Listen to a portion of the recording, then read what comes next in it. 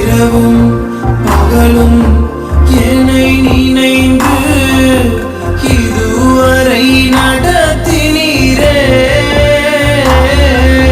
நன்றி நன்றி ஐயா, கோடி கோடி